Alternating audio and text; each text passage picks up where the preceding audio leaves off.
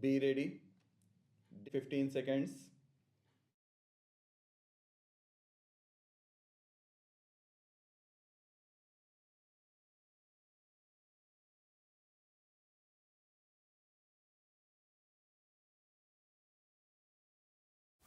It is at a level where there is a segment of our population which has not been able to benefit from the benefits of that growth process, and therefore when the president's address very enthusiastically mentions phrases of great achievements which have helped those sectors, the hard reality is that that sector is still underprivileged.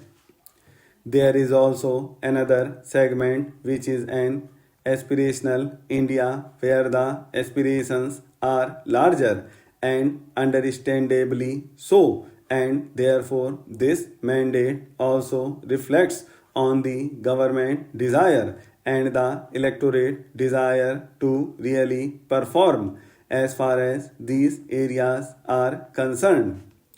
Sir, I had said in the beginning as to what role we intend to play. In any Westminster system, the conventional role of the opposition is to oppose. But in evolving and maturing democracy, this role has also evolved, and therefore, as I said, our principal object when we will be guided by national interest is how to strengthen the country. We have to strengthen this country in terms of making its borders secure. We have to strengthen this country in fighting terror within the country. We have to strengthen this country in our endeavor to help the government so that it can vanish all forms of poverty and sufferings. We have to strengthen this country by even pursuing the goal of social justice. Now, these are several areas of strengthening the country. One of the principal desires of an aspirational India is to become a developed economy by 2020. Now, in each of these endeavors, there are areas where we will support the government, there are areas where we will caution the government, and there are certain areas where we will be required to fiercely oppose the government. And when I read and when I heard the Honorable President's address, I was a little disappointed on one score. I did expect a mention, an emphatic mention of the manner in which racial attacks are being carried out against persons of the Indian origin in Australia. Now, this is something which is very current and contemporary, and any sensitive government which says with a sense of pride that we have millions of Indians in our diaspora living abroad and living all over the world would have been concerned with the plight of the Indian community, which is being subjected to such inhuman and racial attacks. I think it is an oversight as far as the address is concerned.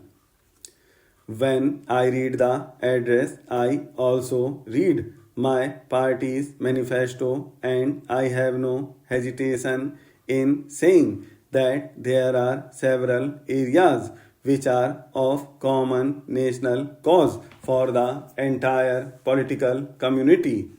Our roads may be different, but the ultimate destination is really the same, and therefore the emphasis which the President's address has given on achieving a high growth and a low inflation, I think is something on which we will stand solidly behind the government.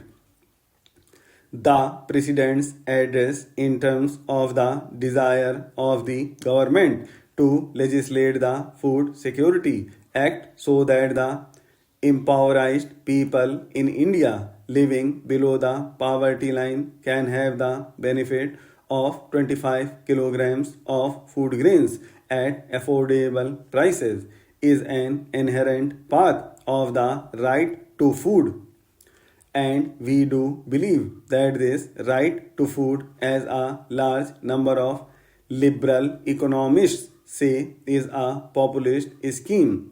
This free distribution of rice or cheaper distribution of rice or wheat is a burden on the exchequer, but in the political community, since we are directly concerned with the plight of people who suffer, this is in fact far from populism.